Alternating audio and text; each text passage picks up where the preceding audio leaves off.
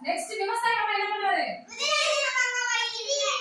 விதை விதைச்சதுனால என்ன நன்மை இருக்கு? ஓகே. அடுத்து தையல்காரர் என்ன பண்ணுவாரு? துணி தைப்பார்கள். துவைப்பாங்க தைப்பாங்க. சரியா? சரி.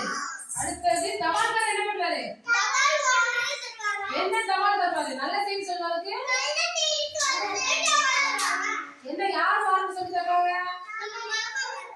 என்னதுக்காக என்ன எதுக்காக வேலை சொல்லுவாங்க? உங்க மாமா வாழ கதை சொல்லுவாங்கல்ல. அடுத்தது அங்கன்வாடி டீச்சர் என்ன பண்ணுவாங்க?